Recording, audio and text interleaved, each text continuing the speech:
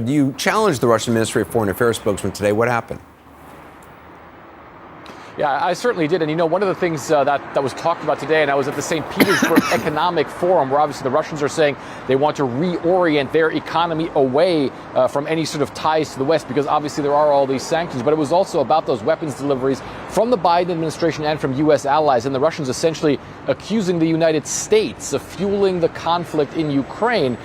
So I asked the spokeswoman for the foreign ministry about some of the things that Vladimir Putin has been saying. In fact, that he believes that he is in the history of Peter the Great and is now essentially taking back land, he believes, is Russian land essentially there in Ukraine. And that led to a pretty testy exchange. Here's what happened.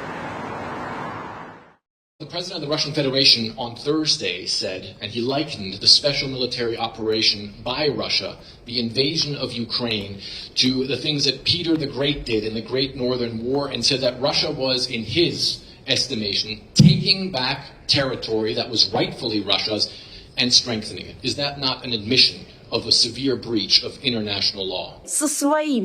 When will you start using the same tone of voice when you question your own authorities? Why do you use that tone of voice when you question us?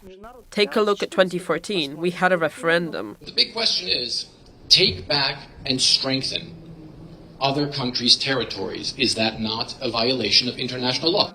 Was there a legal basis to invade Iraq? I'm not talking about Iraq now. You are invading a sovereign country. That is the question. You mentioned our invasion and occupation of territories. What territories are you talking about? Well, for instance, the entire region around the Azov Sea, the invasion trying to go towards Kiev, where the Russian army was beaten back, large parts of the Luhansk and Donetsk oblasts, which were under the control of the Ukrainian military.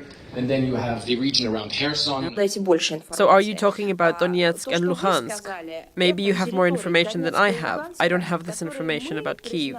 The territories of Donetsk and Luhansk are acknowledged as sovereign states. There are referendums, as I said, reflecting the will of the people. If the Russian president says what's going on in Ukraine is taking back land that is intrinsically Russian land and strengthening that land, can you please explain to me, what does that mean?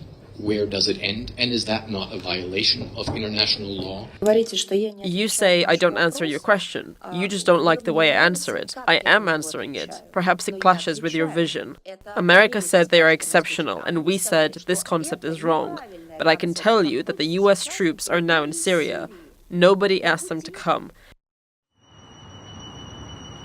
So that was the spokeswoman for Russia's foreign ministry. Meanwhile, Anderson, the former president of this country, Dmitry Medvedev, on his social media account, he questioned whether Ukraine would actually still be on the world's map 2 years from now. So as you can see there, the Russians certainly not backing down. And one of the things that you keep hearing from the authorities in Moscow, from the Kremlin, from Russia's foreign ministry, is that Russia will not stop with what it's doing in Ukraine until it has achieved all its objectives, obviously with all the consequences for Ukraine and its people.